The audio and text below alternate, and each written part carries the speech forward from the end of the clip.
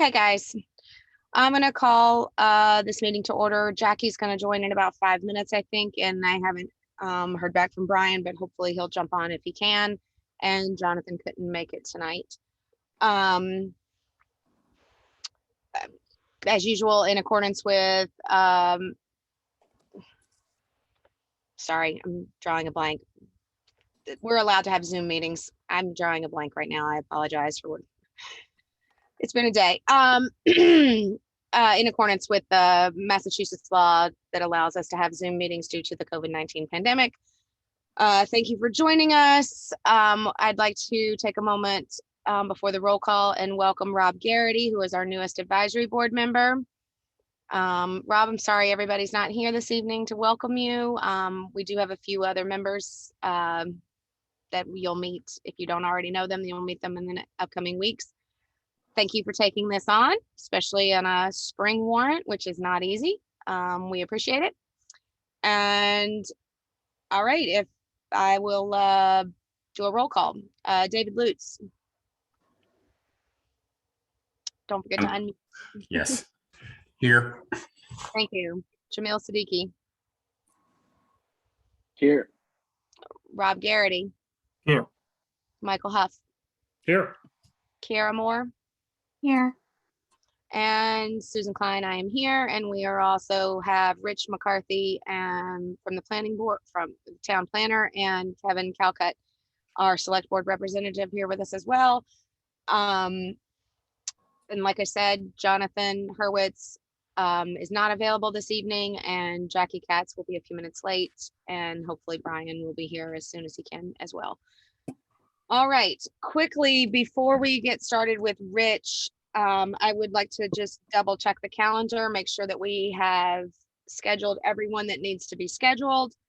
Erica, we have March 2nd, which is tonight, and we have Rich McCarthy. Thank you for joining us. On March 16th, it is, sorry, one second. Let's skip 16th. We have Blythe on March 23rd, which is going to present the town. So if you could just confirm that with her, Erica. Yeah. I would like to see the schools present to us on March 30th, both KP and Norfolk. So if you could reach out to Paul Zenny and Ingrid Alardi and double check that March 30th works for both of them. Sure. If it doesn't, our other option for either of them would be the 16th of March. Okay. If they need another option.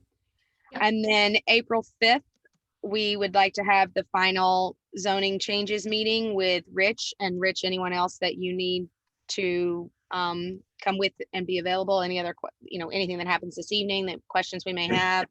So encourage anyone from the planning board to please join that evening along with you. Okay. And Erica. Is that the 5th or you want the 6th? The 5th's a Tuesday, is it? The 6th. Oh, sorry. Yeah. Sorry. Thank you. The 6th. I think I wrote down it 5th because you were saying that was, you would have voted by then. So we were doing the next. Okay. Thank you. I appreciate you pointing that out. And then we're leaving the 16th, Erica, for any town, any schools or town departments that would like to come that we feel need to be here. And so if you would like to reach out to CPC, police, fire, DPW, and library to see if any of them would like to come and have anything to say to us. And if so, they can come on to Wednesday, March 16th. Okay. Okay. So we have Blythe on the 23rd, which is the town. Hopefully the schools on the 30th, if they both agree. And then have Rich come back on April 6th. Yeah. And then Susan. go ahead. Sounds to me like we're not meeting next week. We do not. We have next week open. Okay. And I think that's just because we got started a little bit early. And Blythe isn't coming until the 23rd. So there's not really a lot to do next week. So and the week after we have no one scheduled. So are we? We are still going to have a meeting. If there are no questions and there is no one that needs to come, it'll be a very short meeting, but we are still going to have a meeting on the 16th. Thank you. Mm-hmm. So except for next week, we have a meeting every Wednesday from now through April 6th. And then if needed, we'll do the week after April 6th. to finalize all of our voting, and then all of our recommendations have to be submitted, voted on, written up by April 22nd. So just keep that in your pocket, in your calendar, that you have to have everything back to us by the 22nd. And I would like to discuss if there is anyone I didn't mention based on the warrant that we went over last week. If there is anyone that anyone would like to hear from that I did not mention, please let me know and we will get them here on the 16th. Susan, one quick question, just maybe a reminder. Who's doing Article 18 for us? That's the, it's a select board article, but it's all the code changes. Is Should be that Carol. being done by Kevin or done by Blythe? That would be Carol, wouldn't it? Kevin? So the 18th, Article 18 would be the planning board. Oh, is I it mean, part of stuff? Okay. Yeah, 18, wait, hold on, make sure. 18 is the general bylaw changes. Oh, my Marijuana. apologies, yeah, no, that's Yeah. not plan. General changes, aren't general changes usually just presented by Blythe, and then I think Carol Green comes in if there are any questions as well? Yep, That's correct, Susan. Thank Okay, you. thank you. Okay, so if would you like for me to get Carol Green here, Mike? I think, I think once everybody takes a look at the changes, I think there's gonna be some questions. So I don't know, I don't know if that's Carol or if Blythe can handle it. It doesn't feel like, for me, it doesn't feel like heavy lift, but there's a lot of stuff going on here and. Yeah, you know what, Erica, can we check in with Blythe and see if she's able to do the 16th? And then we will have the 23rd for other departments. That way, if we have questions on the 16th, we have, because the way it's scheduled right now, we're trying to have people before Blythe has come, and I don't think that makes as much sense.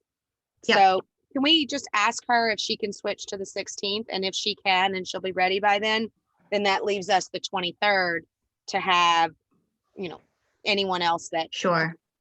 from that Okay, so meeting. I'll see if Blythe can do the 16th, the 23rd for other miscellaneous. Do and then the if- 23rd miscellaneous as well as Carol Green, Okay. just in case we're gonna have some questions. And then the schools on the 30th. The 30th. Okay. And And it may Blythe, be really quick. I mean, I wouldn't be surprised. Maybe this is like, oh yeah, it's all typographical and right, I And don't know, Blythe the usually- mechanical bucking devices, maybe she's like, yeah. Blythe usually lets them know, but Erica, if you want to include, as long as once she agrees to the 16th, if you want to include Chief Stone, Chief Kenny, and Blair Crane on that email to make sure they can come on the 16th, should they feel it necessary, that would be great. But confirm with Blythe first that she can do the 16th. Yeah, I know she's got a lot of conflicts this spring with the fire station meeting, so we'll Yeah. see. But See if I'll- she- yeah. And then we'll discuss, you can email me tomorrow and let me know, and then we'll change the agenda online based on that. Got it. Okay, is there any questions about the schedule or the upcoming warrant before we get started with Rich? if anyone's interested, I think Rob and I can regale you with tales of the mechanical bucking device bylaw. The first thing I noticed. Like, what do you mean we're getting rid of the bull? We'll set that aside for now. All right, so with that said, and I think this is the only thing on our agenda this evening, so when Rich is done, we'll probably just be finishing up as well. So thank you guys for coming, and I'm gonna turn it over to Rich. good evening, thank you, everybody. We'll start off with Article 19, which is the, right, 19? Is that the zone? Nah, that's not, sorry. Oh, okay. My apologies. Yeah, you're right, not 19, 20. Accessory buildings and swimming pools. Can I stop you for a sec, Rich? Yeah, So 19 is the sort of reorganizing the bylaw, whatever you want to call that. We're going to deal with that separately. Because you guys, or the planning board submitted that theoretically. 19 is the recodification. It's the recodification for the zoning act. So we're going to deal with that separately. I just wanted to make sure before you get going on 20. that's interesting. So I wonder why. So 19 is the printing, maybe. The one that I have in front of me, which we got from Blythe earlier in the week, says that 19 is the one to recodify the town's bylaws, and this is the zoning changes. All right, let's start there. We'll start there. Rich and Dave, let's Yep. make sure that you're looking at the same warrant, which is the most up-to-date one, which I believe Blythe sent out at the beginning of the week, which should have 27's warrant articles on it. She said after I last only week. have one with 26. I didn't get, I don't know if I got the second one. Kevin, can you please correct me that when you guys had your select board meeting last week, there was something that was added to the warrant which made us have 27? So it could be that somebody's looking at it and, you know. Sorry, I don't want to No, be. no, no, So- no. I'm not saying it's you. I'm just saying it may be. Kevin, can you remind me if that is in fact correct so that we're all looking at the same warrant? Our first introduction to the warrant was at last night's meeting. And Mhm. I don't have it in front of me. I heard that there was the potential that it would be going to 27. I don't know if what we were shown last night actually had 27. But I do believe that 27 was the number that was floated as where we were at this point. So, Blythe said that it was likely going to be 27, but the one she provided was only 26. So the only one I think most of us have at this point is 26. okay. Okay. So anyways, Rich, we have 19 for the one that's the general codification, but go ahead. I apologize. No, that's all right. Well, because I did want to start there, so just talk about that briefly. So the recodification of the zoning bylaw is going to be pretty similar to the general bylaws, with the purpose to go through the bylaw and look at where there is inconsistencies in terms of how things are described. So for example, if you go through the bylaw, you might see somewhere where it says building commissioner, and another portion of the bylaw, it might say building inspector. So the purpose of that is we want to clarify, like, we're going to go either one way or the other, building commissioner, building inspector. So that's the type of change. And there are others like those where, there's some conflicts in terms of language. There's no substantive changes to it. So really it's reorganize them. So we'll have all the zoning bylaws, which we have now, which are alphanumeric, will be numerically apportioned. So some sections will get moved around just to have more of a consistent flow in terms of organizationally from a lot of other communities that you'll see around. So that way, and we're using others, there's some familiarity. So that's really the kind of the high level. So Article 19 is simply about the style.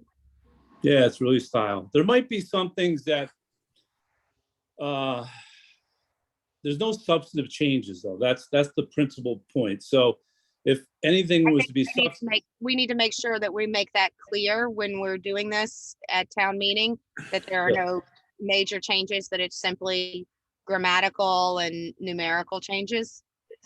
Yeah, absolutely. That's really critical, because that is exactly, because if you look at it, it's good. It's a big document. There's a lot of stuff going on, a lot of moving parts. So the critical piece is that we need to be clear to people that you're right. There's no substantive changes to what's going on. Okay. Unlike the next things that we're going to be talking about. And I'm sorry, we're a little bit backwards here again, the way that we're doing it. Do you want to go over all of the zoning ones first and then go back, because you skipped our Article 12 is also a planning board article, according to this. Okay.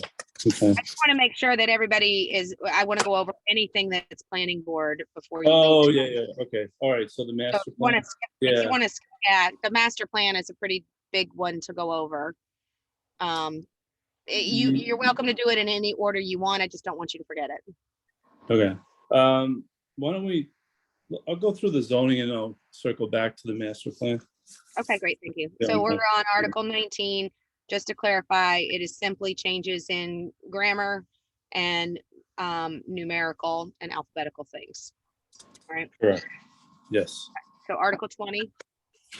Madam Chair, I have a question. Mhm.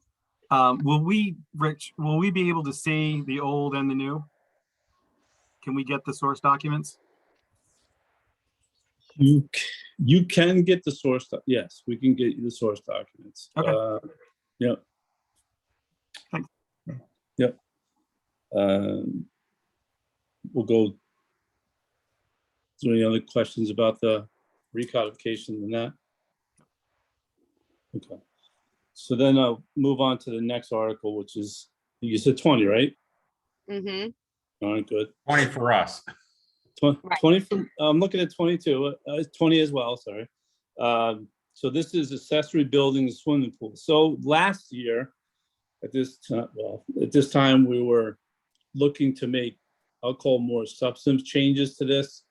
In No, terms no, no, of, no, I'm sorry. R20 is, I apologize, Rich.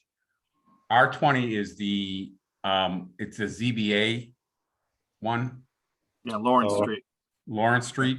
Is that Okay. something that we're gonna have to deal with separately? We can deal with it separately. I just want to make sure we're on the right page. yeah, I can talk about that one if you want. I think it's probably easier if we just go in order, because otherwise we're gonna get confused at what we're skipping. Yeah, so the next one is this Lawrence Street. It's the Lawrence zoning Street. board of appeals to see if the town will vote to accept Okay. easements by eminent domain on Lawrence Streets for the purpose of acquiring a right of way to install sidewalks required for the permit for the Waits Crossing comprehensive plan. Okay, so when the zoning board of appeals issued the comprehensive permit, which one, at the time when they issued the permit, it was called Abbeville. I'm sure some of you might be familiar with it, but it's off of Lawrence Street. Originally, it was a much larger project, which included the Buckley Mann property as well as the LaRusso property, which is up on the Franklin line. The permit was reduced in scale and scope to just include the LaRusso property, which ended up being 64 dwelling units. 32 are single family homes, and then 32 are townhouse style homes. As a condition of that permit was the installation of a sidewalk from the entranceway of the new development down to the causeway on Lawrence Street. In order to install the sidewalk to the development side, which is on the side where the development is. So I guess it's I don't know. I don't get my east-west. I'm trying to think about it. But along that side of the street, there needed to be easements obtained from the property owners. As a developer, they're unable to obtain easements from private property owners. So they, as part of the permit, were conditions whereby they would do the design for the sidewalk, as well as easement plans where the town would go to each individual property owner and take an easement for the sidewalk to be installed. The easement plans are being prepared right now by the surveyor that would become part of the warrant. And the reason why we're taking them as opposed to trying to have them gifted or donated from the private property owners is just to have clear title to it, because most likely some of these property owners have mortgages, and in this day and age, with getting releases from mortgage companies, if they were to gift a portion of it, it's much more complicated because it's not your local bank necessarily anymore. So to keep it clean, we're doing it as taking. Now it's not done. It's not an adversarial situation in terms of the sidewalk. What I'm doing along with the DPW is meeting with each individual property owner and looking at the project as it impacts their property along the way, each one of them. We've had one meeting already. We've got another one scheduled to say this is what the scope of the project is, explain the extent of it. Most likely we'll have to have an appraisal done as well to figure out what that value is. It's an easement. It's not a permanent taking of the property, taking the property. And so that's part of the comprehensive permit process. The project is scheduled to start this spring. So we want to have this at the May town meeting to get this taken care of, so as when the construction gears up, we would have the easements in place. And then as the development unfolds, the sidewalks can be constructed along with the project. So that's the purpose of this article. Is there any questions? I'll pause. Is there a sense of what the cost might be for this? The cost, Taking an easement on people's properties? not yet. No, I don't know what the That's cost. gotta be part of the discussion. Yeah, it does need to be part of the discussion. We're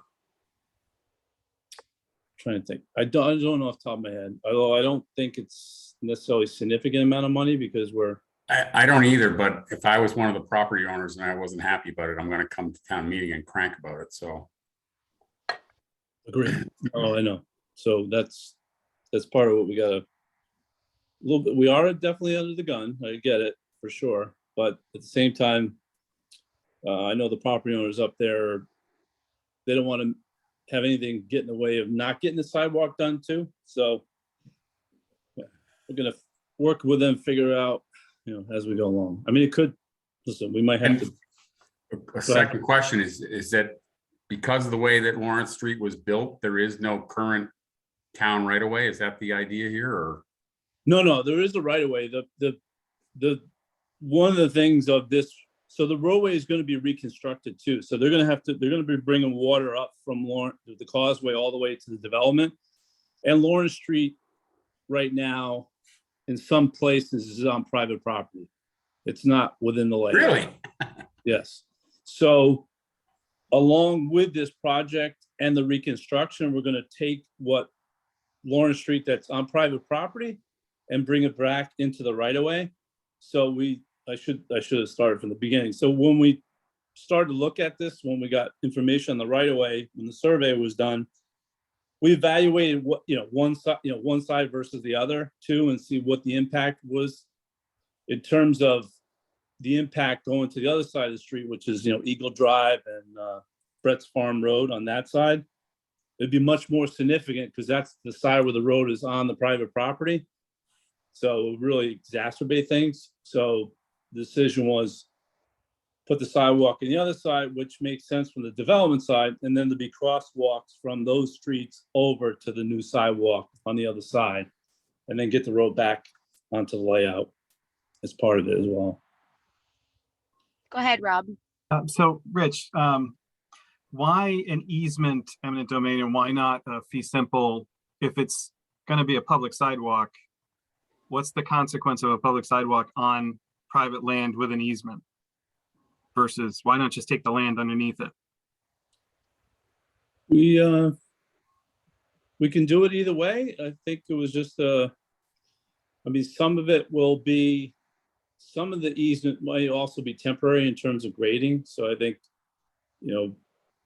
it won't, the permanent sidewalk won't be the full extent of that easement. So, because if you look, try to explain it, in terms of on that side of the street, the embankment comes down pretty sharp. So we're going to regrade it and tie the sidewalk back in. So instead of I think it's a fair question. I don't have the best answer per se for you.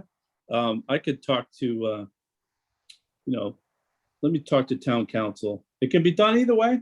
But I don't know in terms of there's a significant difference between the two. It may, one thing you may tell me is probably cost the town a lot less money for an easement versus a permanent taking, but I'm not sure about that. I could ask. I'll find out for you and report back. So why don't we include that on my April 6th comeback to you? Yes, please. As I was just going to say, if you could make notes anytime we have questions that you're not able to answer tonight, Yeah. just because honestly, we may forget that we asked you this question. No, Well, we're going to have a lot yeah. of presentations between now and when you come back. So if you could, Sure. some No, notes would be great. Yeah, understood. Okay. Is there other questions related to that? No, I mean,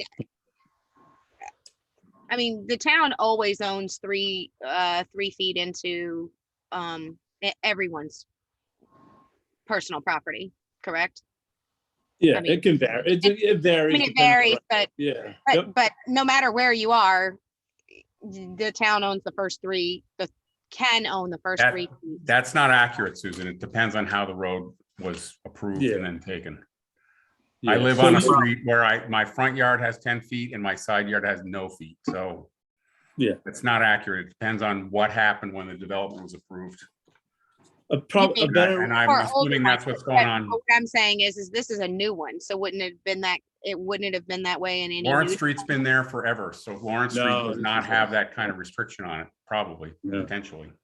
Okay, No, yeah, this is an old layout. So, today, when you lay out, a newer subdivision, you put the roadway in the center of the layout, and then you go back from there, and it's consistent, uniform throughout the layout.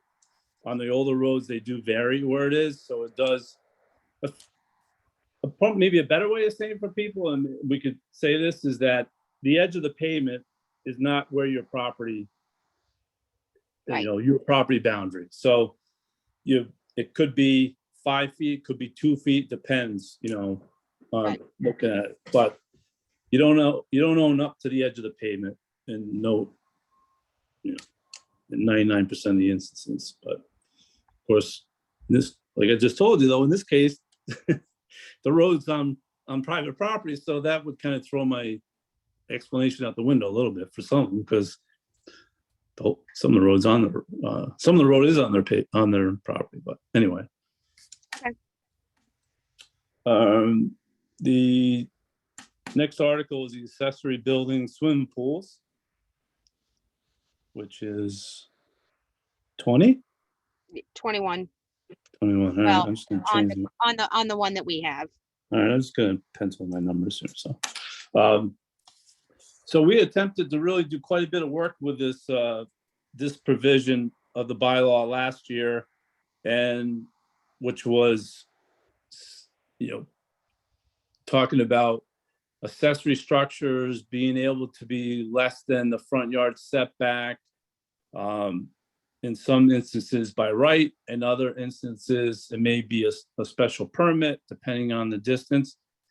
But to start off, the front yard is, from one property line to the other, and that back 50 feet, so that rectangle. However, in instances, I think maybe David, you're on a corner lot. But if you're on a corner lot, under our zoning bylaw, you essentially have really 2 front yards. So it's 50 feet as opposed to 25 on the side.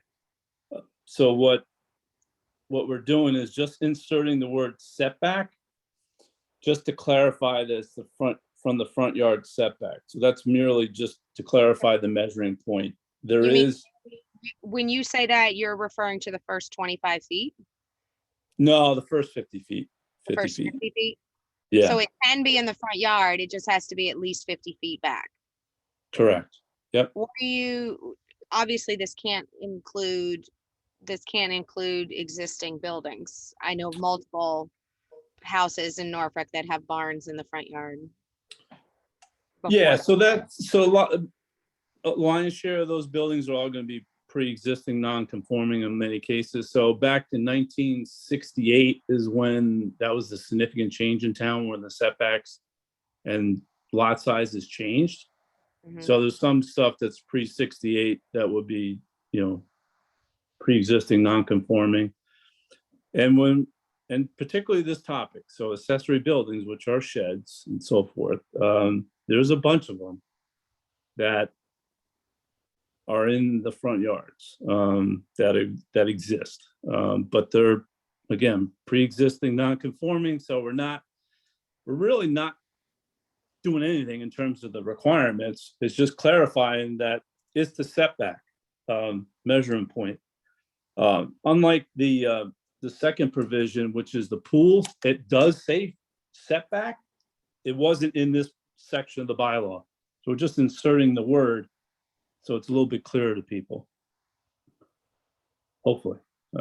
But in terms of what's on the books today, it's no different than it was, before or after, it's the same effect, because the building department's been enforcing 50 feet. And there's a diagram, which is example, see it or not, but if you look, I'll hold this up just for visual reference. I can't see it that well. So does that mean that if you're as long as you're 50 feet or more, you can have an accessory building in the front? Yep. Yes. Yep.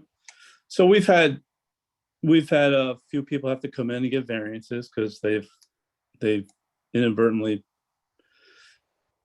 put them in the front yard, not knowing. And see that the thing is, if you think, I think a lot of the properties it's a more rural town. You have much longer frontage on some of those streets. So what people might think is over to the side in their house, and this is a better example of how it's come up. It's really still the front yard, right? So you might have it off to the left-hand side of your house or on the right-hand side, but it's closer than 50 feet from the street property line. It's within that setback that you can't Does do. this only apply to ones that you already needed a permit on that are bigger than 200? Somebody may know this better than I do, but I think it's 225 square feet. If it's under No, it 225 does square feet, apply. you It don't does need a apply permit. to this. It does apply to the smaller ones too. Okay. Yeah.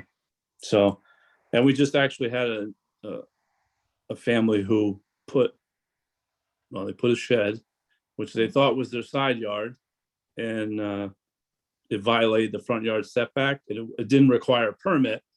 So in that case, not requiring a building permit, it wasn't where somebody applied and all of a sudden looked at, wait a minute, you can't put it there because of, it violates the zoning. As it turned out, just driving in town, it's like shed pops up and it violated it. So that homeowner, the option was either to move it to another location or apply for variance. They applied for the variance and they got it. So, but I drive with blinders on because I see a ton of them, and it's just particularly on corner. Well, I'm not the zoning enforcement officer, so I can say that. So, and it really comes up a lot in the corner lots. It's just intuitively, I know it's tough, but there's really two front yards, from a zoning standpoint, but people don't, visually. So again, to sum it up, we're not changing anything. It's already, so it is still 50 feet. It's just that we're saying it's setback just to hope provide some clarity to people so they understand it a little bit better. So Dave can put a shed in his side yard as long as it's 50 feet away from the road. Yes. Yeah. It's gotta be 50 feet then. Excellent. Thank you. 9 years on the zoning board. Oh, Rich, see? So you might have seen some of them. This makes variances, though, kind of laughable, right? Because variances are supposed to be sparingly given. And you got people going to a board to get a variance for a shed that's in their side yard, which is really a front yard because they got a road on the side of them that, So, Yeah, so you missed the so last fall, and really winter, we've got into a whole spiral conversation about it. So Rob, where we were trying to go was, and this comes up with, in many cases, the smaller lots, the older lots, to allow somebody to put a shed. And we were trying to land on 20 feet. So like you could do 20 feet by right. And then if you were less than 20 for those smaller lots, you would have to go for a special permit. Where it went kind of off the rails was then people got into, well, you know what? We think the front yard should be the street and the front of your house. Well, that works. That works okay if you have a conventional lot, it makes sense, but there's lots in town where the houses are 600 feet off the street. So to have somebody go and get a special permit to put a garage in their front yard, which is like 400 feet off the street, didn't seem to make much sense. So instead of kind of keep going down that pathway, we just stopped and we didn't do anything more with it. But it is a valid point. And on that larger point, there's still a discussion to be able to provide people a pathway through a special permit process to do that. So we're not getting into that cycle of variances. So that's still, if we want to talk about the longer term, we still need to kind of address it, I think, because it's still, it's still an issue out there. I'll shut up because I don't want people to think I'm a jerk on my first meeting. No one would think that. We like when people know what they're talking about, Rob. Yeah. It always comes in handy. Okay, Article 22, unless there's any further questions on the accessory buildings. It sounds like it's just a grammatical thing. So, all right, let's. Yeah, you want, that's fine. Well, You could throw it in not there. really Yeah, grammatical, but not grammatical, but clarify. yeah. Clarifying. That's a better way to say it. There you go, clarifying. Right. Much, I like that. Let's In move to term- Article 22. Yeah, so in terms of Article 22, what we're doing is, in cases where, and this applies, right now, it presently applies to the town, but we're deleting purposely municipal to create flexibility for off-street parking when it comes for park uses, open space uses, et cetera. Probably a good example of it, which technically violates the zoning bylaw. Again, I'm not the enforcement officer, but there's a little off-street parking area on North Street that just before you get to the Rotary, that should have complied with all the provisions of the parking, but it didn't. So now what we're doing is, and it didn't make sense to do this. So this is the idea of that the planning board would have the ability for a municipal open space park type uses to vary some of the requirements. So for example, not having to have specifically a 24-foot aisle width. The parking doesn't necessarily have to have a curb stop. It doesn't necessarily have to be paved. It could be a hard compact surface that is durable. And if it, in some instances, when it needs to be handicap parking, you still can have alternative surfaces that aren't paved to comply with ADA, but create some flexibility in terms of kind of, I say, context fit parking in for open space uses where they are, and not really try to force in really, I'll call it, more commercial standard parking lots. So Pond Street's a good example, right? You have the gravel parking, and then up closer toward the fields, you have, the asphalt parking where for ADA, you do have the curb stops, and that's more of a traditional layout in terms of a parking lot. But we had Mass Audubon had come to the town, and they have property across from their main building that goes from North Street all the way down and comes out on Marshall Street. So they have a trail through there, and they've been working to do trail improvements. So what they wanted to do was to put some parking on the Marshall Street side. So if somebody wanted to park, walk the trail and then walk back, they could do it. And then to build on top of that, the town has the Lynn Farm property across the street on Marshall Street, that it would provide some off-street parking for people to utilize some of the open space uses to have parking off-street, but not have to meet the rigid standards necessarily of the parking bylaw, which is within the zoning bylaw. So this gives the planning board, through a special permit process, requires a hearing, notice, and so forth, to kind of weigh these things and consider other options. So it's a little bit more environmentally sensitive, I guess, or context sensitive in terms of not trying to, try to fit a round peg in a square hole sometimes with the parking that we're trying to do. Another example of it from a another non-municipal use, which will kind of flow into the next article, is Leland Wild owns the Norfolk Airport property. If you have been out there, perhaps you have, maybe you haven't, but there's trails.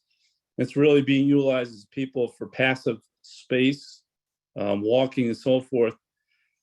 They would, and since COVID hit, it really became a much larger issue where people are looking for outdoor spaces to go walk and recreate and have space. So they've seen a need to provide some parking. Again, in their case, they don't really want to do an asphalt parking because there's drainage associated and so forth. So it would allow them, in their particular case, with the, more, it's conservation related in terms of open space, to put in parking off street, get them off Miller, the parking that's on Miller Street where people you got to back out onto Miller Street. Not the safest. We want to have them be able to drive off, park, get out, walk around and get back in their vehicle, then leave. So this is really good. This change would give the planning board that tool to do that. So that's what's behind it. Okay. Question about that? Specific to the airport property, is that even considered active recreational? I mean, I understand that it's actively used as recreational property, but is that what it is right now, or? It is being used that way. I understand that, but is it zoned that way? Is it? So boy, that's like, No, Really? it's kind of, the point of this is open space. It says recreation, conservation, and parkland. It's not that, and I'm not trying to knock it. I have plenty of people, including someone who lives in my house, who goes there to walk. So I'm that's just a good trying to figure segue it's a good segue to the next article. out- Okay. So what happened, Kyle Privish is the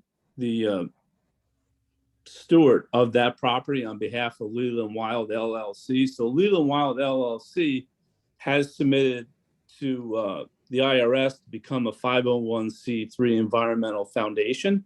Really? And yeah, and at least their hope is that they'll get that sometime within 2022. And so we had discussions, we being, staff, but then at the planning board level about the long range vision for that property.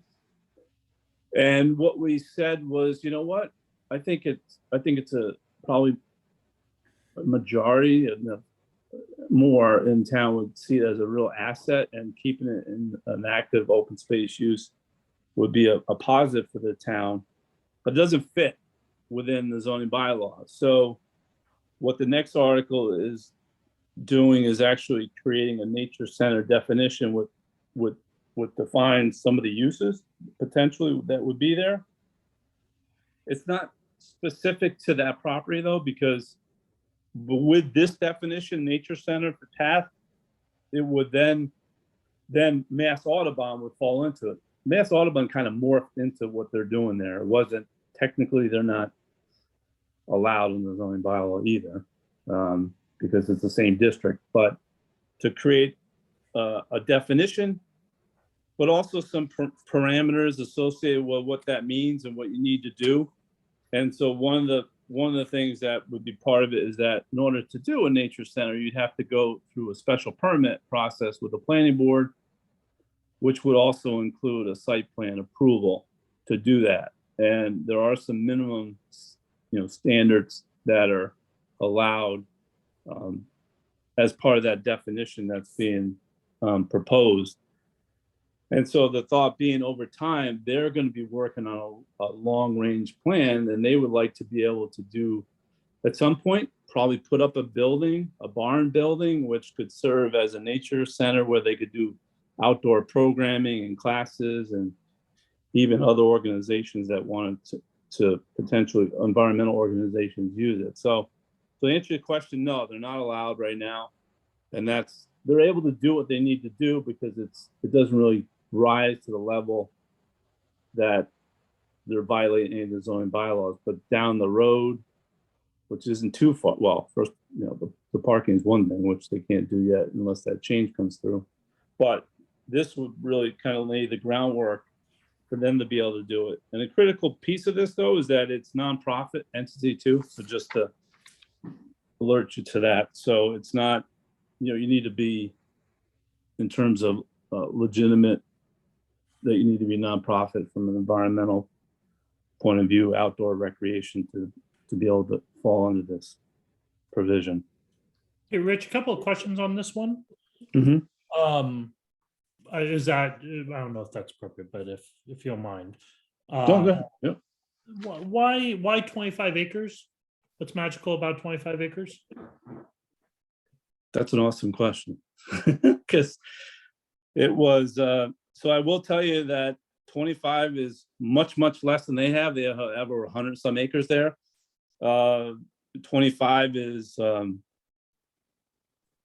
less than what Mass Audubon has over there.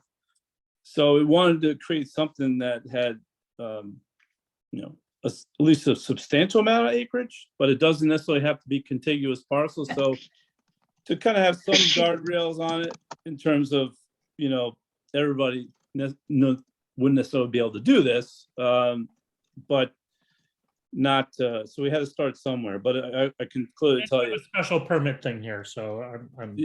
Yeah.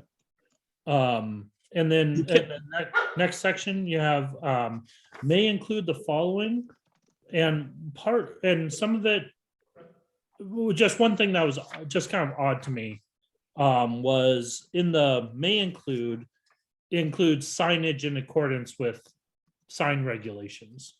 So isn't it a have to have and not a may have? Depends if they, yeah, so in terms of our sign bylaw, which I know you got a little taste of it, right, at town meeting. It's so broadly defined, it will, so like, for example, if you put a sign up it may say Leland Wild on it, and that would fall under the sign bylaw, but there's other signs that provide information for people, so like park rules and those kind of things, that they would have to abide by the sign bylaw. So those are really it's really more, a good amount of it is more informational signs that we're talking about. I don't think but you got to comply with the bylaw. And if, I guess, what I'd be looking for, or what I think would make sense, is that it would have to have a sign. And not that there could be signs that are outside of what is in the bylaw, but that it should be, if this is, maybe it doesn't matter that much, but if it is a public, if it's for public use, it should be signed. It doesn't necessarily have to be for public use, though, Mike. That's the trick. Maybe that's the trick. Yeah. It could be a nature preserve or something like that. So That's really helpful. Sorry. kind of in between. It's kind of in between in terms it's open to the public, but it's not necessarily public use, right? So the public is welcome, but it is still a non, it's not a town or state owned property. And then for D2A, sorry, so that makes sense to me. Moving on. D2A, whatever the column headers are, you may want to include those. Yeah, those are the zones, right? Like R and whatever. Yeah, so D2A is in the schedule of allowable uses. So that is the header for that particular section, public and semi-public uses. That's where we slid it down on the end to D2A. So the next one's like commercial, residential. It breaks it down by use types. So that's where it's being inserted. No, I mean, I think what Mike's saying is the first column is a certain type of zone. The third column is another kind of zone, and the fifth column is another kind of zone. It would be helpful to know what those zones are. Thank you. Yeah. I see what you're saying. Yeah. Oh, So why not just do it by a special permit across the town? Yeah, I see what you're saying. Yeah, the use class, the district designation is not in that column. Gotcha. Okay. Well, we'll make an edit to the warrant so that we have that in there.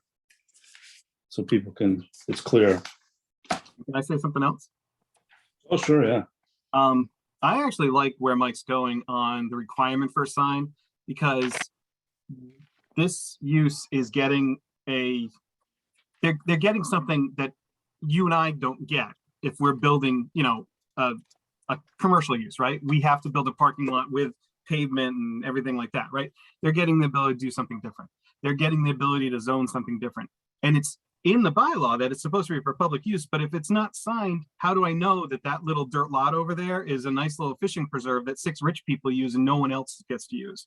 So I actually kind of like the idea for a sign requirement to make it known that this is actually there.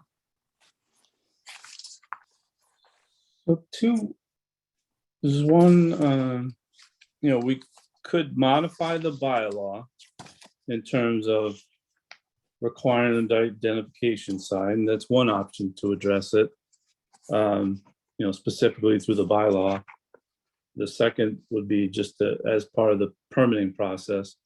It sounds like you probably would lean towards want to have something as part of the bylaw. So Yeah, make them, if they don't want to put the sign up for whatever reason they have, make them make that case in the special permit yeah, and Sure. have the board give them a waiver on that.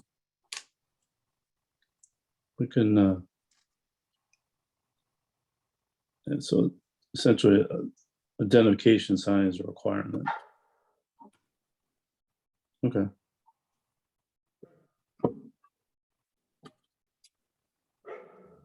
All right. Is there other?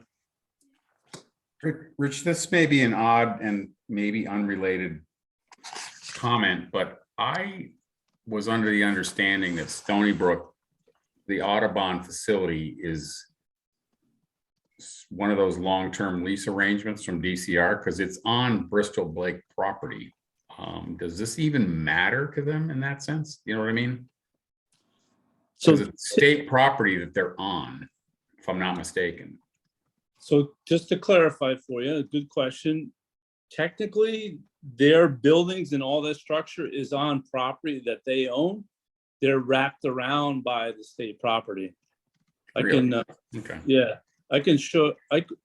No, I don't need to see it, but so but the trails On that et side, cetera, yeah. are like on state property, right? But technically, the building's not on state property. The parking is, the buildings aren't, so it's kind of Okay. a, All kind right. of a hybrid. Yeah. And I will have, if you like, I can have Kyle Privish, I can ask her to come to the meeting in April too, if you like. Just to go That's through. the Stony Brook. No, that's Leland Wild, so I think it's, Oh, okay, all right. if you like. It would probably make sense because you're going to get questions on it.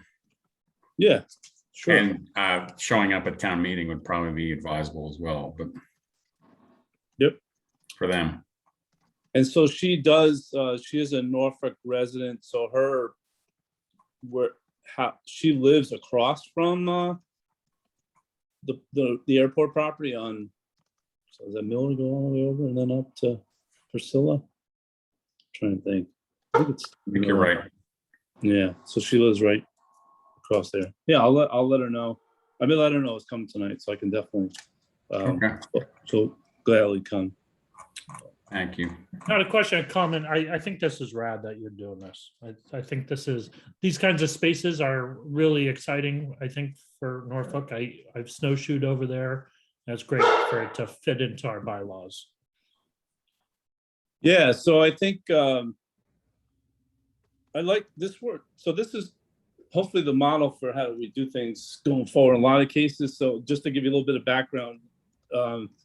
So Kyle came to the office and we talked about it, and we kind of laid out the ways going about doing, submitting a zoning bylaw that, you could submit it as a petitioner, but as you know, the petition process can be cumbersome, but also because petitions are petitions. So we really can't get a staff, and we're really kind of hands off, right? So they have to really do do it on their own.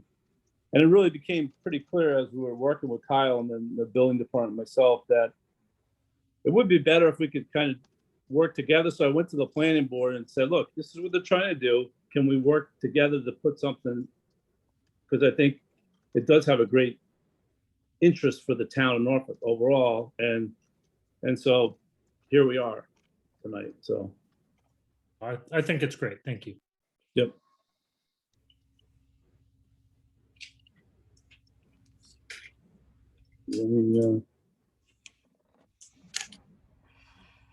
Okay. What else do we have? What's next? Okay. So you want to, I think so that's it for the zoning. We can go back to the master plan. Okay. Is that it from the planning board perspective? The master plan and these 3 zoning articles? Yeah, I can't think of anything else.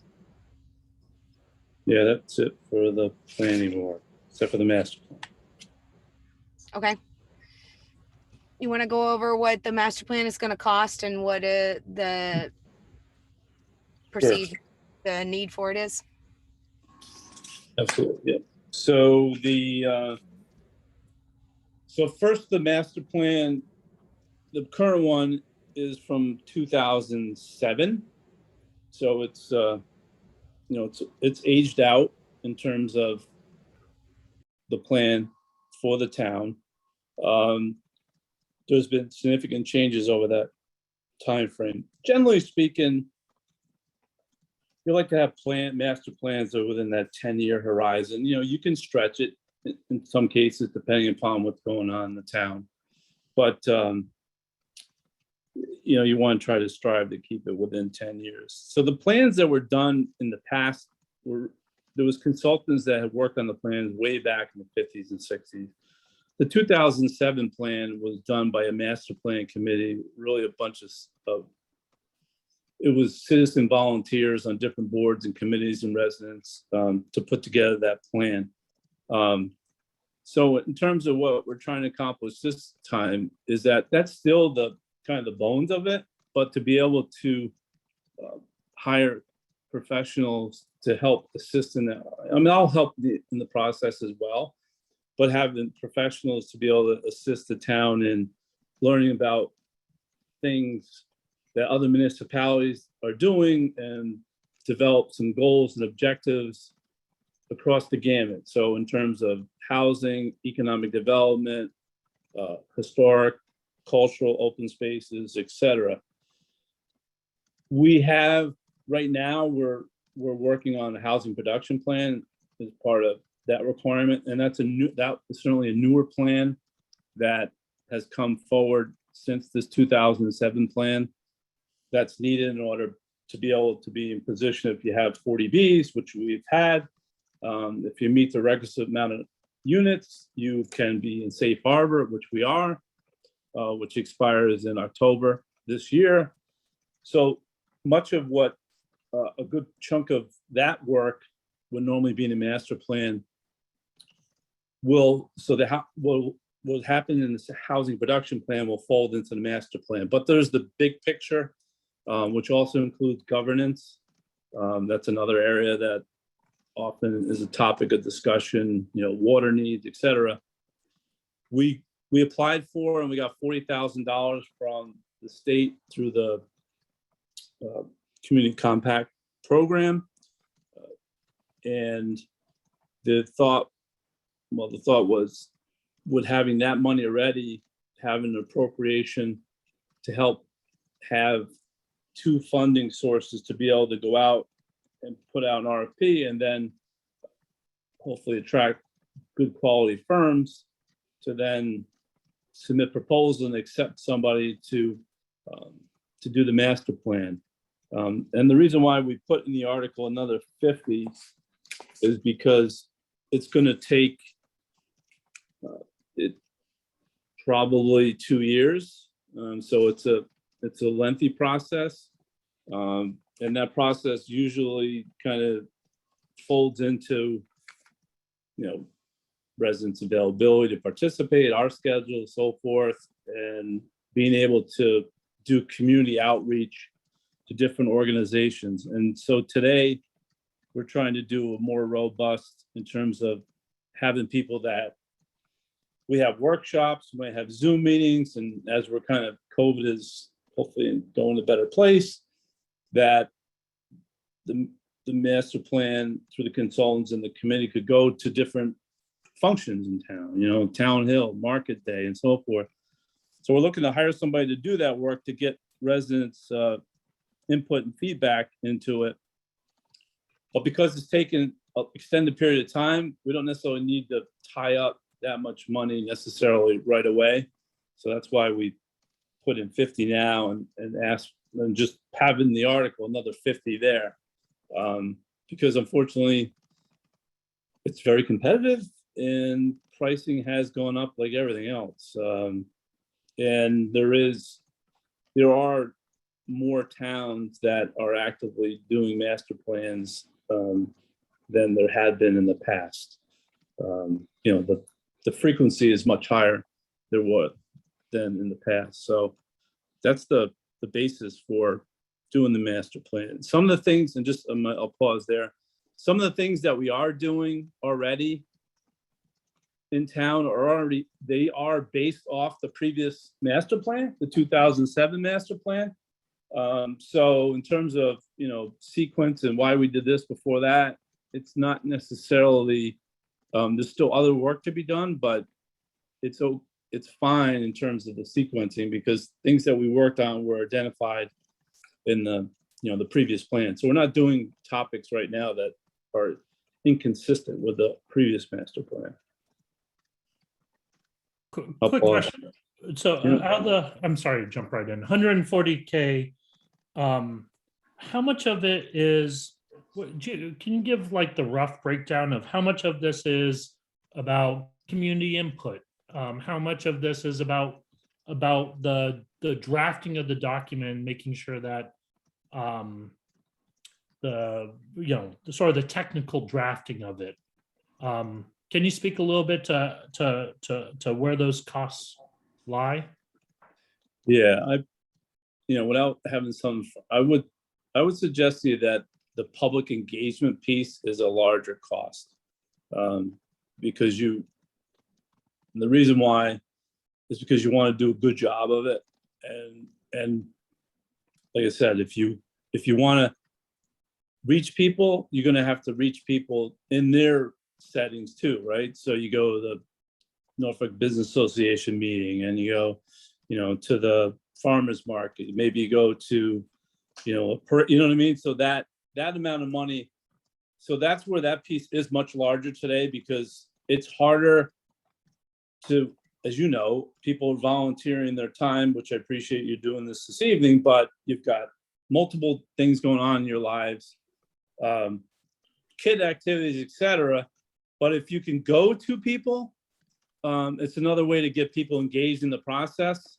And so that's where towns have kind of shifted how they do some of the outreach and that costs money.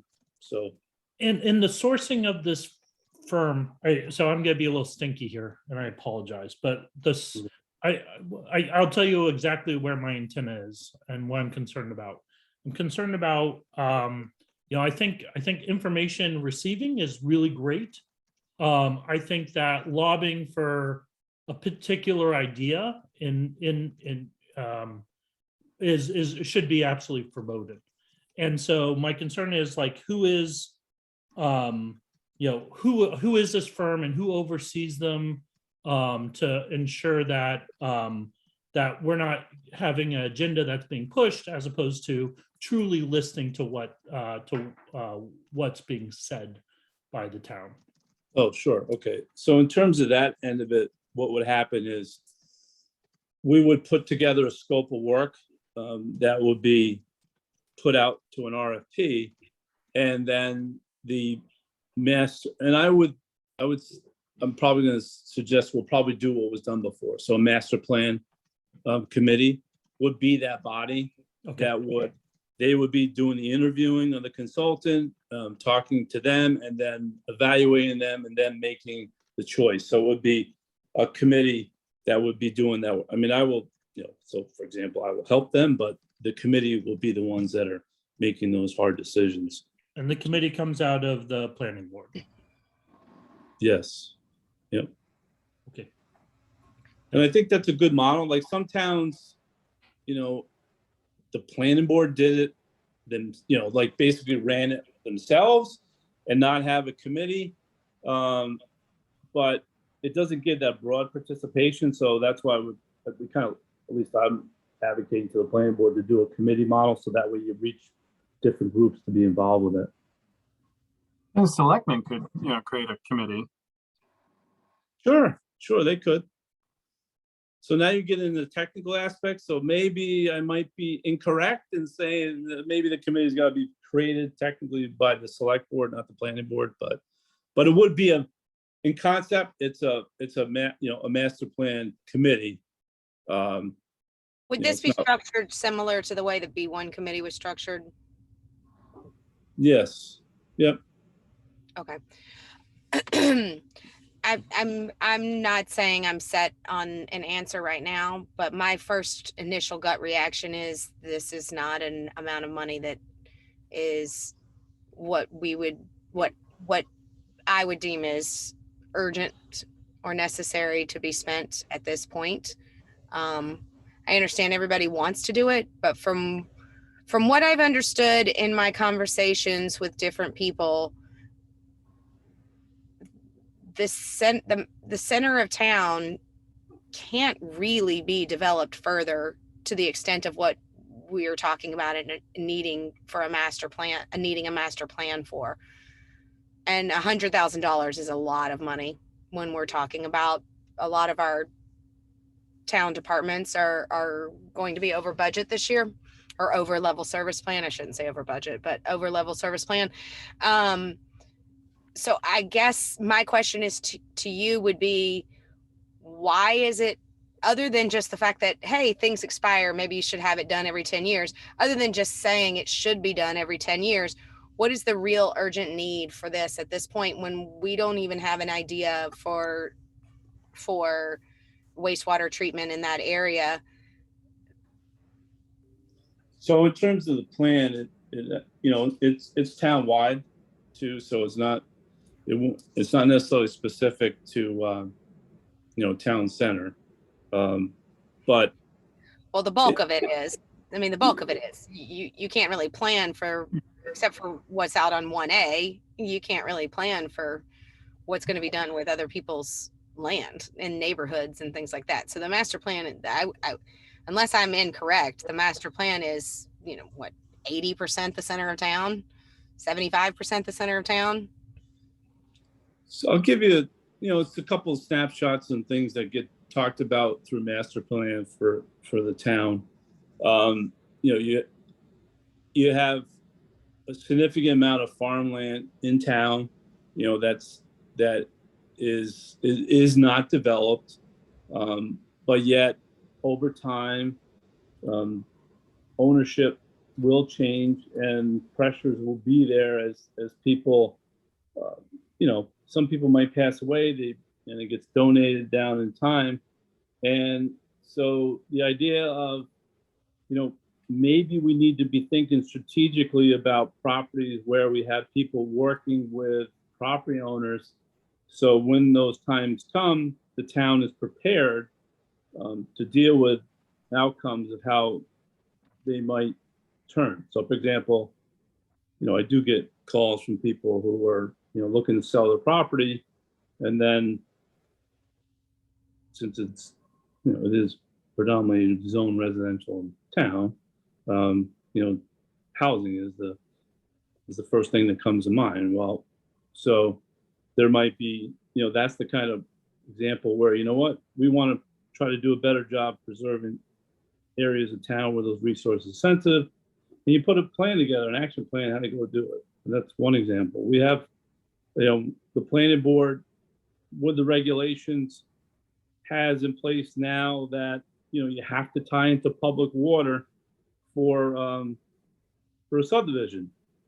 And, that understandable from a, public safety standpoint, but there's also a development aspect to that decision as well, that, you know, it could aid further development of properties because now you're not, you know, you take away having the space between septic systems and wells and those kind of things. So there are topics that you talk about to try to create a, you know, maybe some consensus and vision. And governance is another thing that often comes through some of this, you know, so there's different topics that come through it. I'm not saying I don't necessarily disagree with you, but if there isn't really the coordination and, you know, people, I mean, I do, I see some of the comments that are on the Norfolk community page and, you know, why is that piece of property being developed? And, you know, why is that going on? And so you start to look at some of these properties strategically and decide that, you know, they might not be, I'm going to give you a good example, a more recent one. You know, the property on Seacon Street was evaluated for a cemetery. Well, you know what? It didn't really pan out to be a good property for the cemetery, but in terms of its location, other property in town from a, you know, open space standpoint, maybe it's a good open space property for walking trails in there. And then, you know, and the outcome is there's not a development there. That's the kind of stuff that you'd be talking about through a master plan. Go ahead, Rob. So, Susan, I certainly understand what you're talking about as a notoriously cheap person, myself. The interesting thing, though, is one thing you can get at a master plan process that you risk doing onesie twosies is like what we did tonight on the airport property.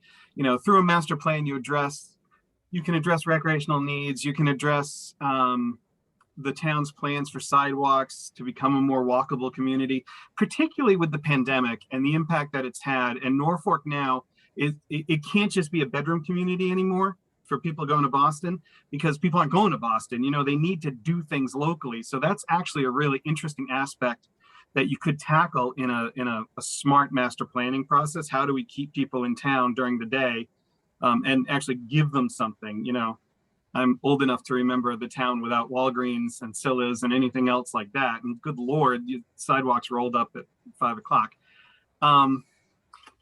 Rich, I think it's going to be really important to get a good handle on comps. So other towns that have done master planning processes and what they've cost, because we, you know, you can do it for a lot or you can do it for a little less. And it will be, I think, a hard sell with folks. Yeah, and the other big piece of this actually is, and the planning board sponsors, I'm hoping they'll be the advocate, you know, kind of champion. I don't think, so yes, I understand the value of it as a planner. However, it really needs to be, you know, I've had the discussion with the planning board. So they really need to spearhead it, you know, because that's, again, I can provide technical, like you're asking, you know, okay, what's the comps on the, but really the importance of it should be community driven, right? So resident driven, board driven, not staff driven, you know. Mm-hmm. So that's, I have to, you know, that's going to be an important piece too. So, but I will look at the comp. I mean, I already did. I just don't have it, you know, to give you, I have done some that, so deriving that number, I did some comping. So that's how I came up with the number to start, but I'll give you more specific examples of it, of where I use it. Now, the alternative, if it doesn't get funded, we'll do what we can, what we have, I think, certainly, because there is a time ticking on that money we got from the state. We got to use it by next February of 2023. So at minimum, like, it has to be used for master plan development. Yes. Yep. How much is that? 40,000. And you're asking for an additional 100,000? Yep. Over 2 years.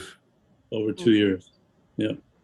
One of the things, Over 2 years, meaning you're asking for 50 this spring and you're going to ask for 50 next spring, or you're asking for 50 this spring and you're going to ask for 50 in the fall? next No, it'll be next spring. It might, you know what, honestly, it may not even be in the spring. It might even be like the fall of next year, fall of 23, you know. what I'm trying to structure it so we're not tying up money necessarily. We might get better. Again, I need to have some money to be able to go out to put an RFP out to attract somebody.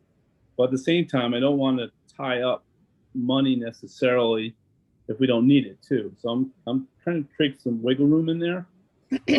Is this a situation where the old master plan can simply just be tweaked instead of redoing it? It's kind of aged out in a lot of ways. And that's Well, I mean, What- land I mean, land is still land. It's still the same. no, land but before. but in terms of the snapshot of where Norfolk is right now versus 2007, where people would like to see it continue on, those things change over time. I mean, the ones that have been around a while, you certainly can attest to it. Well, I definitely think that we'll obviously discuss this in a lot more detail as time goes on. It's going to be a hard sell for me. There's a lot of expenses coming up. So we've got a lot of stuff that are, and I know it sounds like 40,000, 50,000, 100,000 isn't a lot, but when everybody's asking for 50,000 and 100,000, it adds up. So, it's one of those where No, I get it. we may be going into, in my opinion, and I'm just one person, but in my opinion, we may be going into more of a triage mode, which is we need to be paying for things that are actually inhibiting us from being the right kind of town. And I'm not sure that an updated master plan is the way to go. I would be more apt to say yes if you got the committee together first, looked at things through a volunteer committee, and then when that had an initial plan, going out and finding a professional to come in. I just know that it was, Josh was fairly expensive for the B1 area, and I'm not sure that was the best spend of money. And I don't know that updating a master plan would also be the best spend of money at this point. Again, just my opinion. And again, I'm just one person. Everybody else has their own take on it. For the record, that wasn't town money. It was all grant money. it was So all it wasn't, Good. CPC money. Good. it wasn't your direct tax dollars per se, but I just think that again, I understand. No, these are the very common debates that when it comes around this topic. So I totally understand. I mean, I think, and I'll say where we don't do a good job, we being the state, is that it's been, many communities throughout the country, you have a master plan and then your zoning bylaw is specifically tied to it. Here, we do it by good practice. So if we do changes, we want to make sure they're consistent with the master plan, where other states, it's a requirement. The zoning has to be consistent with the master plan. We don't do that in Massachusetts. mm-hmm. And that's been a 40-year debate trying to make those changes. So I will say I will say one more thing on this, and then obviously anyone else can speak if they wish. Whether this gets approved through the advisory board or it doesn't, it's still going to go to town meeting. Right. When it goes to town meeting, I think you need a very short and concise top 3 reasons why this master plan needs to be done, and it needs to be done now. That has nothing to do with whether or not I vote yes on it. I'm just saying it's going to go before town meeting. This is a very circular conversation that we're having about this, and I think that you need to lay it out very, very simply for people. Here are the top 3 reasons why we need to spend this money right now to update our master plan, and they need to be very, very short reasons. Because and to that point, that's why I'm not doing it. I'm going to be sitting in the chair, and somebody else is going to be making that. Okay, well, whoever it is that's going to be Yes, I'm not- and I having get that conversation needs to be concise and Yeah. needs to have 2, 3, 4, whatever the number is, the magic Yeah, number is, of reasons why this needs to be done. Because I am struggling as a person who is involved in these kinds of discussions on a regular basis, and I'm struggling to see why we need to spend this money. So if I'm struggling to see why we need to spend this money, you can guarantee that a large percentage of the town is also going to struggle on why we need to spend it at this point. Oh, I get it. Yeah. Okay. No, So- it's not. Last year alone, we cut $100,000 out of our school budget. So I yeah, know. more yeah, than that. So yeah. now we're talking I about hear you. spending $100,000 on something that has hear you. no real impact on. Yeah, Susan, that's not fair. I mean, that's not fair. I mean, It's fair because it's not not something fair. that matters Say to your Don't know. everyday town person on a daily basis, is what I'm saying. It is not schools, it is not fire, it is not police. So if you're going Well, to spend hold on, money hold on on, something like that, hold you on, need to have a hold on, reason please. why. Hold on, please. We are now having a discussion about a new fire station.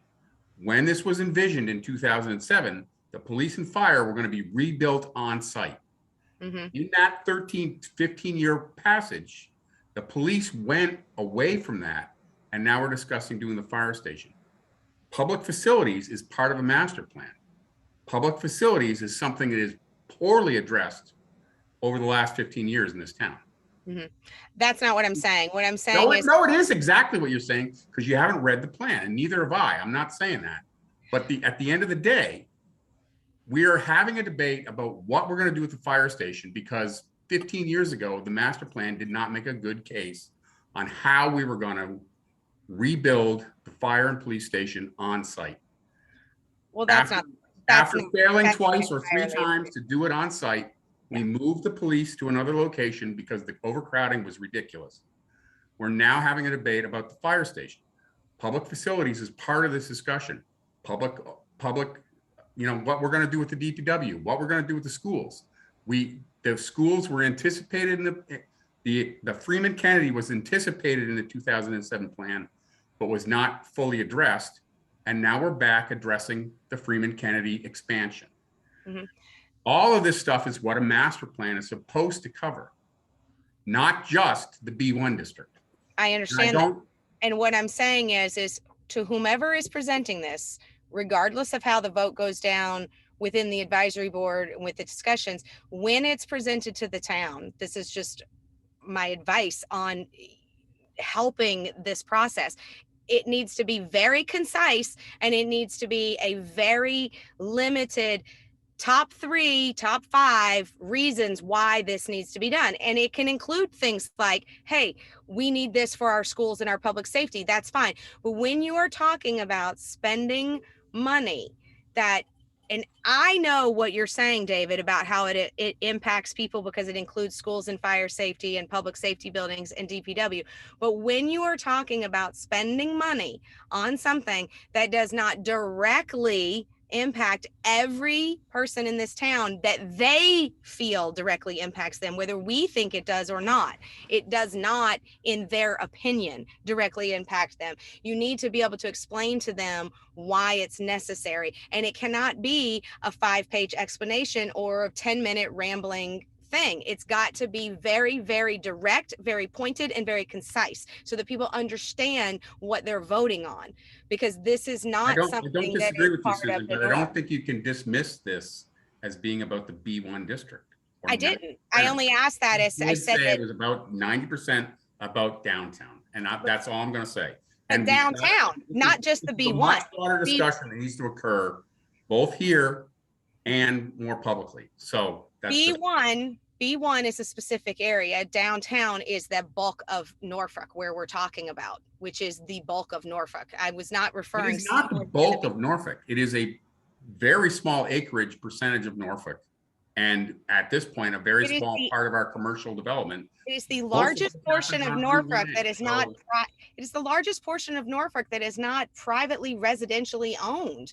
We're not talking about extended farmland out by the airport, or we're not talking about. We are talking about neighborhoods GM up Halls. here.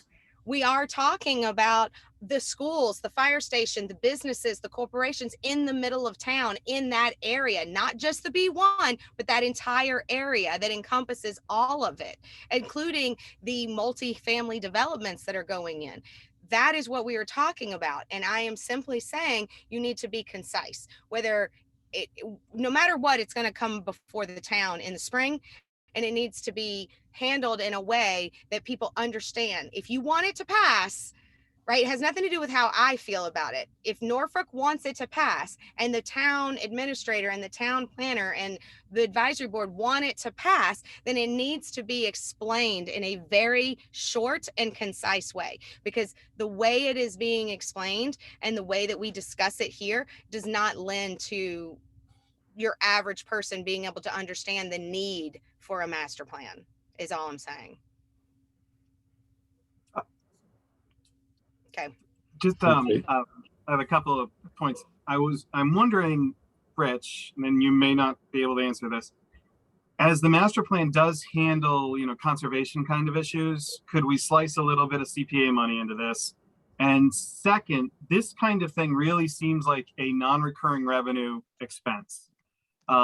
So is there any appetite to put this off to the fall when we can either talk about there's free cash that we need to assign, or maybe this is an ARPA thing? I don't know that bringing this up when the main budget's on debate for that night is going to be particularly pleasant for folks, as So you we- kind of heard from the last 3 minutes. Right. I think, so one option, which listen to people's thoughts on the topic, could very well be, so since I get back to that 40,000 that we have, is that we put so the master plan committee is in place, but then we handle, the first aspect, which would be the public engagement and the goals and setting and vision piece of it. And then, come back, as I think Susan was alluding to a little bit, that to start there. It might lengthen the process, but it may kind of create better clarity and better rationale why it's important to do it for people too. Build Because some then support. Yeah, because it builds, because they're participating in that process, and then it becomes a little bit more clear to them. So that's an option. That is in the back of my head, because I know we got a time ticking, and and I am definitely aware of all the funding challenges that you all deal with. So I'm definitely, so I can appreciate the challenge you're in that position, to try to balance all this stuff. And it's a little bit harder for some people, in some cases, to spend the money on that, because it's not as tangible, right up front. When you go through the process, I think people then get to see, like, oh, wow, okay. But up front, it's a little bit harder. And I understand that. So, Which is one of the reasons why I was wondering if you could do the community volunteer board, almost like the fire station design review first, and then come back at another point. Not telling you to not keep it on there. I'm just asking if that's an option. yeah, no, that's definitely an option I'm exploring. People ask me, where are we with the master plan? What are we doing? So I'm proposing this is kind of option. But there are other, because we do have the 40,000, there is that alternative option. I don't want to sell this option short yet necessarily, Right. but to do the visioning and the community engagement piece first, and then get on to the next phase of it. So I'm perfectly, there is a good rationale to do that too. So it's really part to start the conversation about the master plan. That's part of this. And then some potential options to get people's feedback, because, I'm aware of a lot of things, funding, but also the duration of this type of exercise. And so, in terms of money, and people understand. So maybe, I don't want to talk myself in option B yet. Just saying, but there is. I'm not sure it's your option, Rich. Well, I know. I'm talking Planning theoretically. board's It's fun. Yeah, I know. I say, point taken. Not to say it to my own option, but I have talked. I'm not busting on you, but I'm just. Yeah, we have, but we, if I recall correctly, I think we did talk about that too at the planning board. Do you know who is going to be presenting this? It should be Chad Peck, Okay. but, well, because he'll be the vice chair. Well, he's the vice chair now.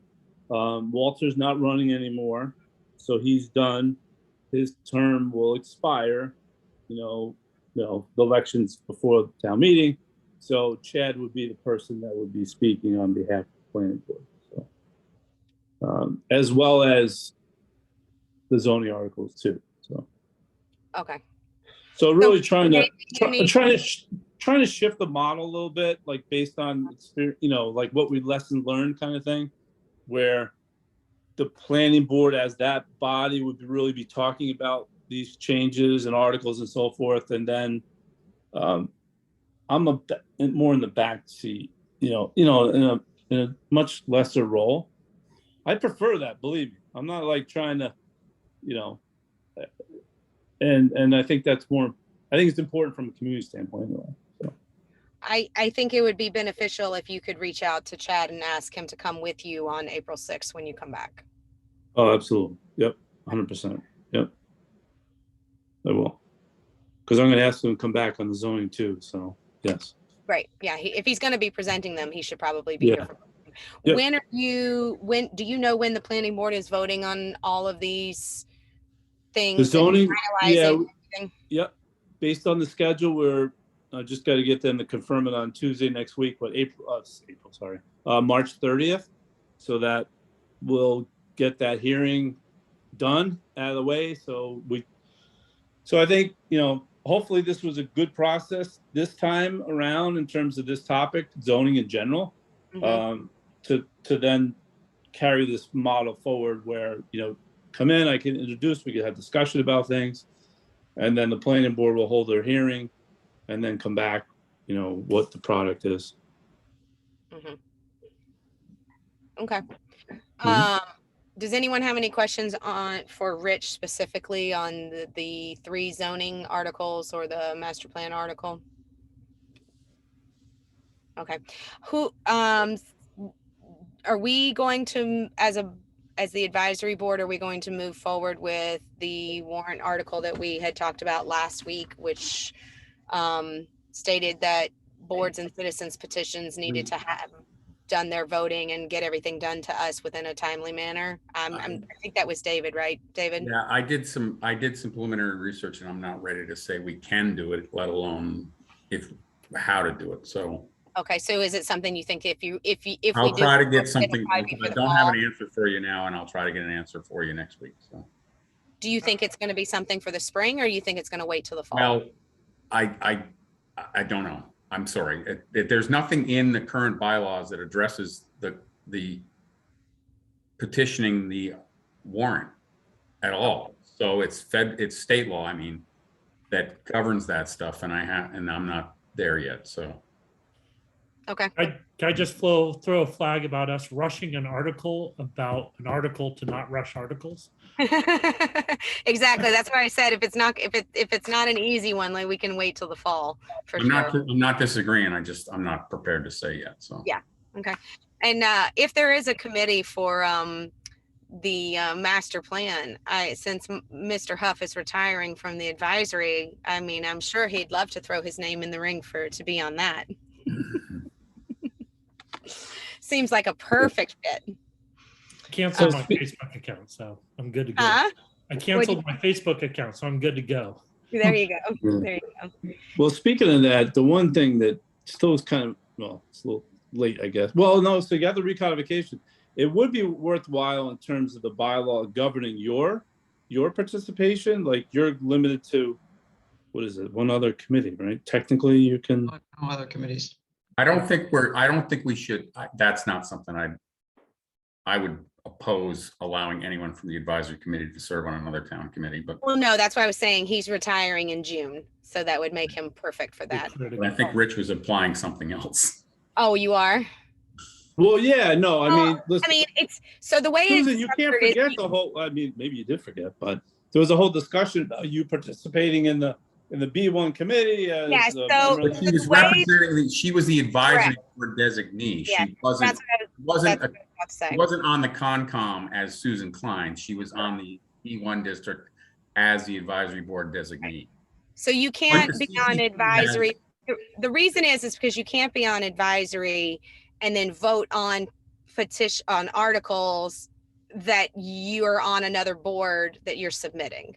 So it's a conflict. So that's the reason, but you can be a liaison to other boards. Or an actual member, as a member of the advisory committee. Like the CPC has members of other boards, but they're there representing the board, not theoretically their personal opinion. Right. So you can do it, but you are the advisory board designee, not a, say, traditional, Citizen. like we can't be You're on not a zone, we citizen. can't be on planning, we No, can't be no, on, I we can't be on was go- select board, those types of things. I understand. I was going for both. So Mike is coming off advisory. Sure, he can participate in a different way and then still like the option to have somebody. So like, if when we sit the master plan committee, that maybe there is a rep from the advisory, like. Yeah, if you Clark have, and- if you have liaisons from other boards as well, then you can have an advisory liaison as well. Okay, well then maybe that's the answer then. There's really no, okay. All right, great. I have a separate question. I'm so, just for somebody who's paying attention, not for Rich, but Article 1 announces a election that happened 7 days before. Mike, we do this every year. Can we talk about this at a later date? Okay. It's been on there for 3 years that you've been on the board. I missed it. I got It's a today. colonial vestige. Oh, there you Article go. 1 is always the election. We can't seat the select board unless we have that article on there. I was okay for. Or we can't seat the clerk or the moderator or anyone else who gets elected unless it's on there. So I think they actually used to do it at town meeting in the early days.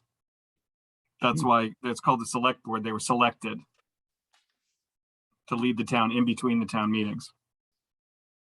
But I could be making that up. I just want to make sure there wasn't a typo Mhm. because I'd forgotten that. All right, cool. Anything else for Rich? Nope. Okay.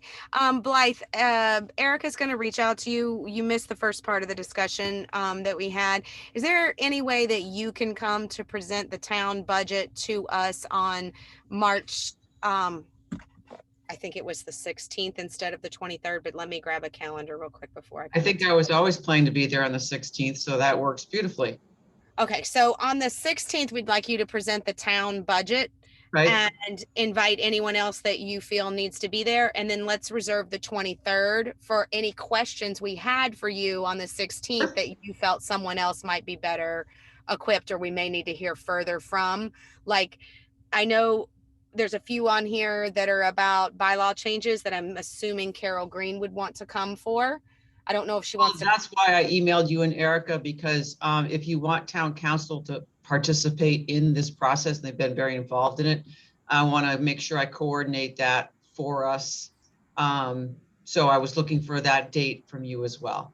So let's, if you think it makes sense, let's do your budget presentation on the 16th, and then let's have the 23rd for town council, Carol Green, and any other questions that came up on the 16th. But I would assume you usually bring you usually bring Chief Kenny and Chief Stone with you and Blair Crane with you when you do the town budget, don't you? I can. I mean, those budgets are not changing in any real material way. They're going up. Well, stormwater costs are certainly a significant part of the budget this year. So Public Works could come for that. And the police department is requesting an additional officer, so I could bring them in terms of I specific would questions. probably tell them they don't need to present anything, but it might be nice if they could dial in for Of a course. portion of it and just in case we had some questions for them. But Sure. let's do that on the 16th, and then let's do the 23rd. Let's have town council and Carol Green be here on the 23rd with you again to go over any further questions we had that were not necessarily just budget related. But let's Sure. have you focus on the budget on the 16th and everything else on the 23rd. If that That's works. great. I will also suggest that either Bob Bullock and or Rich McCarthy join us in terms of the codification, because we're doing 2 articles for the general bylaw codifications and 2 articles for zoning. And you know that zoning is, I don't speak as fluently as general. So I want to make sure the people who can tell you about the specifics and the nitty gritty are there as well. And those are separate from what we just discussed tonight? So in the version of the warrant you have right now, there are 2 articles for general bylaw. The first one is allows you to change numbering and chapters and sections. And then the second one, I think it's now Article 18, I have to scroll to it, is the actual changes that we are recommending in the general bylaw. I haven't dropped in yet the actual changes for the zoning bylaw. So we're going to be adding we're going to be replacing article. Let me just scroll real quick.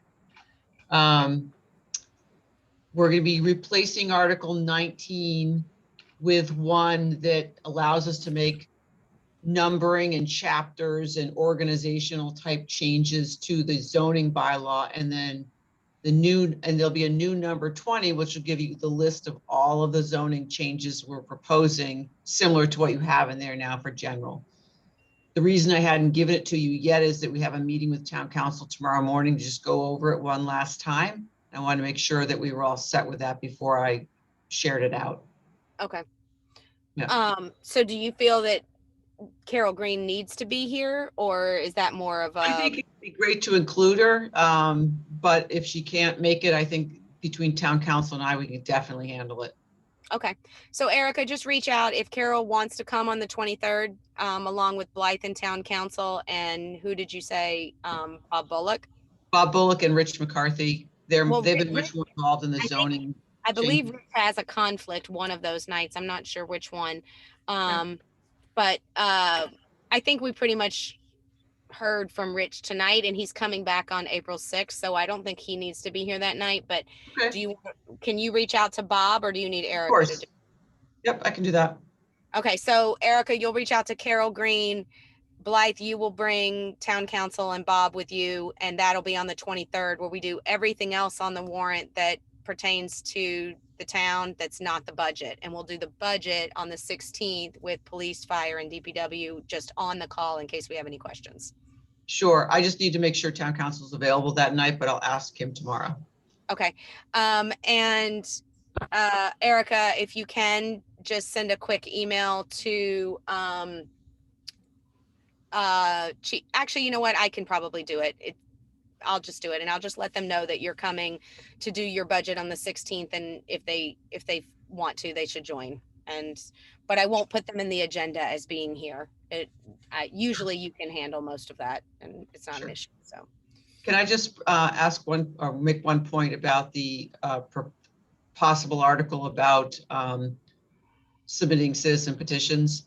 I will ask town council tomorrow if they have any examples that they know of that would be helpful.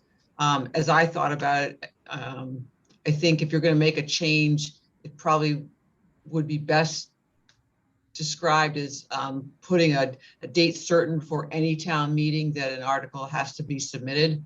I mean, as you well know, we have a process for boards and committees already. We send out a notice, we open and close the warrant at a specific dates. But those don't apply to a citizen who can right now submit them anytime. So maybe it's 30 days ahead of any town meeting or 45. I mean, I don't know what exactly the right number is. Well, that's not in the bylaw though. That's an administrative action that you guys take. It is, but I mean, I think my point being, it seems to work pretty well. What doesn't work is. I agree. I just say that we'd have to codify, if if we codified it for citizens, we'd have to codify it. Exactly. I agree with you. And I just, I'm going to see him tomorrow and I'll ask him if he has any thoughts on or guidance.